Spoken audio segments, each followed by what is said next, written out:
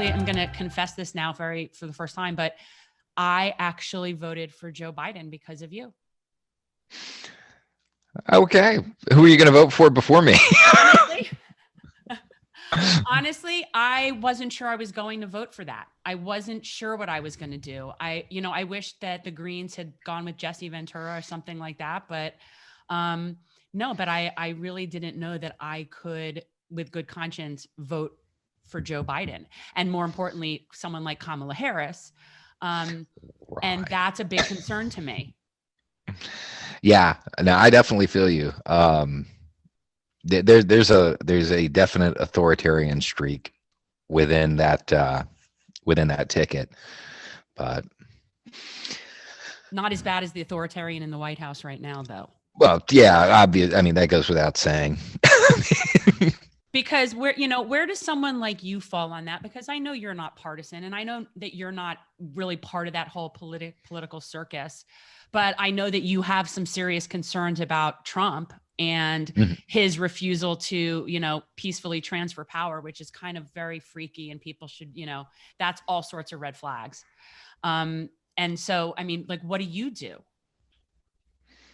As far as what? Yeah. Who do you get behind? Like, what are your, how do you encourage people? What do you suggest? Because I know that you think we have to get rid of the fascist in the White House. Like, Right. It depends on the person. I mean, generally I suggest that people should vote their conscience. I've met a lot of hardcore Republicans that would never in a million years vote for Biden, which is fine, but there's Joe, you can go vote for Jorgensen,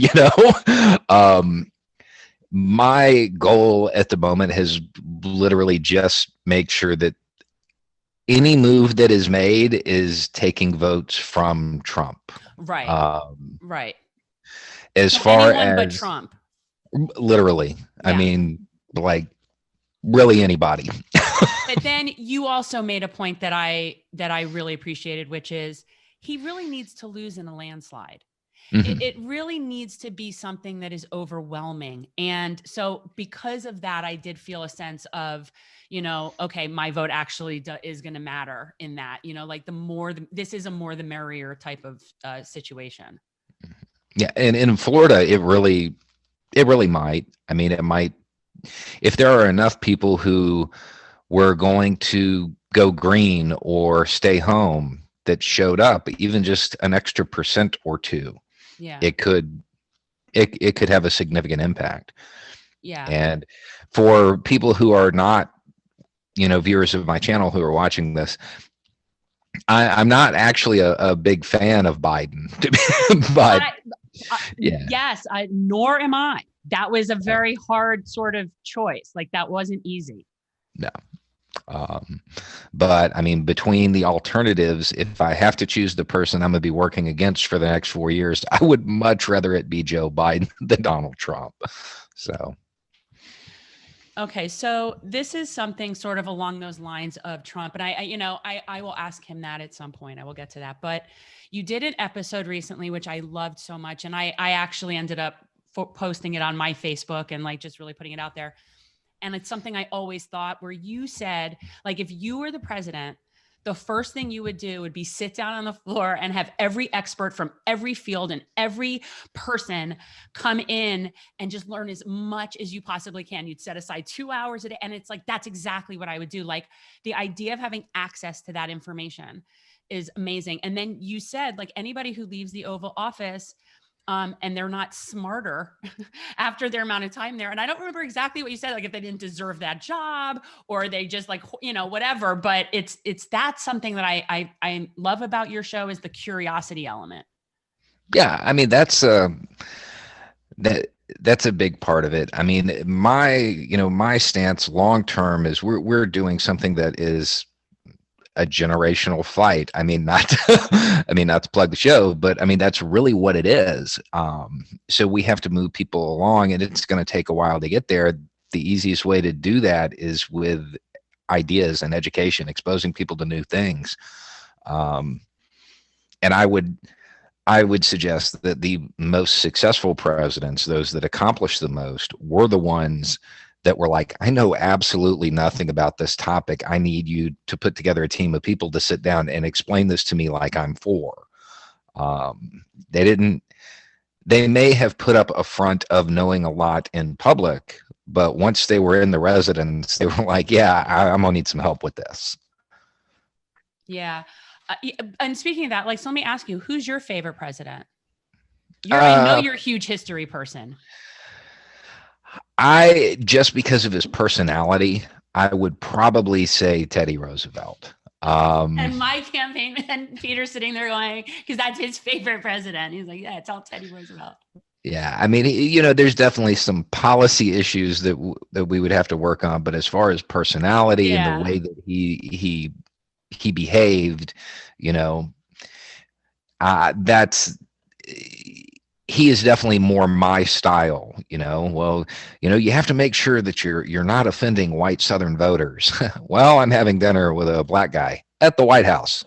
I mean, that's I liked the he knew when to push a social issue to an extreme, and sometimes that's what you have to do. Yeah.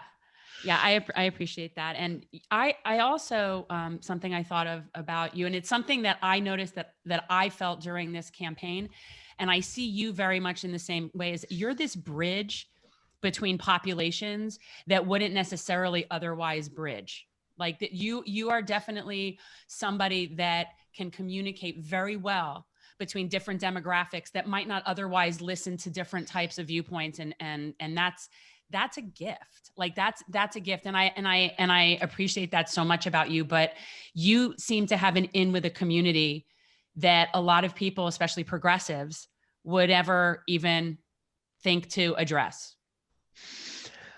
Yeah, it's actually been kind of surprising as this took off. I was like, wow, when I was doing it and it was just, a small group of people, I wasn't really that concerned about the people in my immediate rural area running into my work. I mean, it's very progressive. It's not something I would expect them to ever run across. And then I realized they did. And not just did it not upset them, many of them were like, yeah, that's actually how I feel about that. Like, why do you have a Trump sticker on your truck? Well, because I'm a Republican. Not if you believe this, you're not. And it's been interesting for me just seeing the people that I never would have expected to hold those beliefs in my local area, finding out that, yeah, they do. So I don't know that I don't know that progressive can't reach this demographic. It's that I don't think they try, and I don't think they speak, as you said, they don't speak the language down here. Right. Well, that's a big part of it. That's part of being like a bridge between communities, is being able to um, really get along in different groups of people, and speak the languages of different groups of people. And it is different. I mean, there is that. And one of those things that makes me want to ask you about is, what do you think happens if Trump loses? What do you think happens with those groups, those, his followers, his supporters, the people that you probably know really well?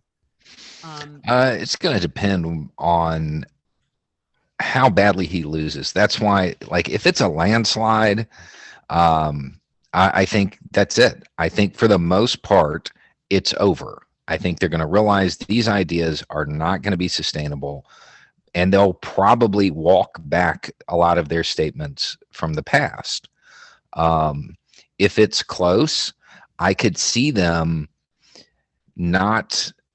I could see them contesting it, saying that this isn't, they stole it, voter fraud, whatever. It has to be a landslide.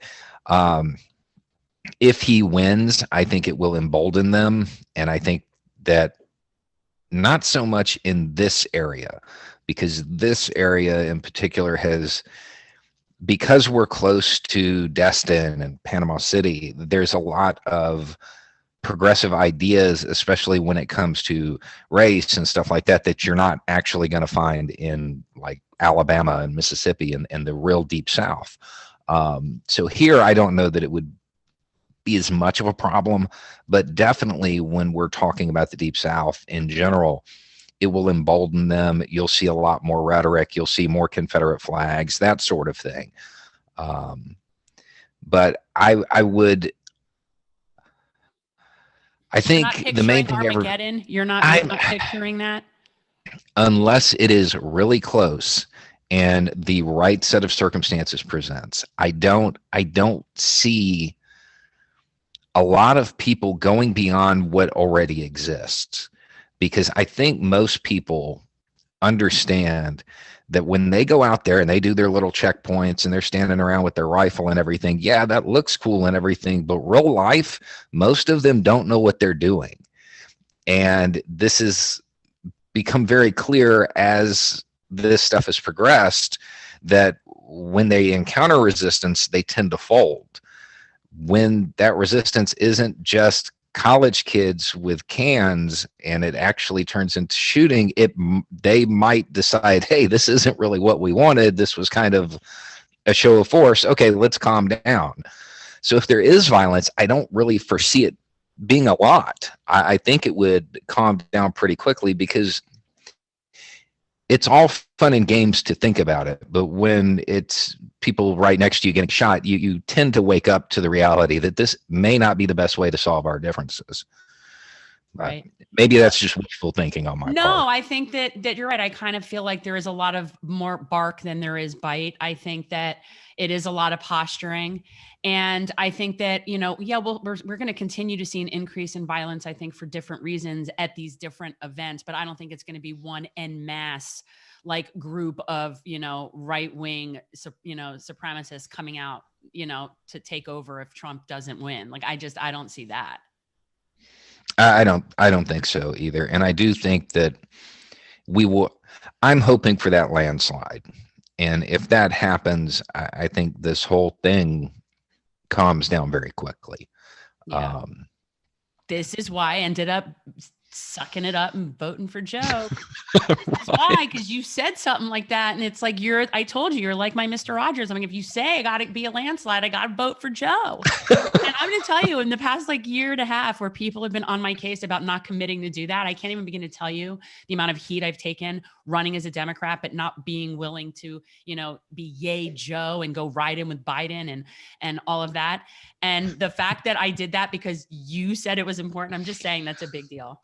Well, just understand that if he wins, January 22nd, we're going to have to hold his feet to the fire, because he is not going to give us what we want. That's not on his agenda. No. And I actually, when I voted for him, I did this conscious effort in my mind. I made this mental note that, okay, I have to fight this much harder to make sure that it's not Kamala Harris in 4 years.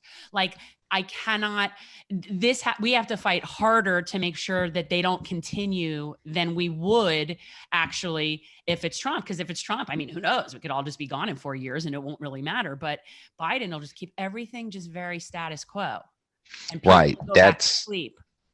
That's a huge concern of mine, is that people are going to, oh, we won. No, we didn't.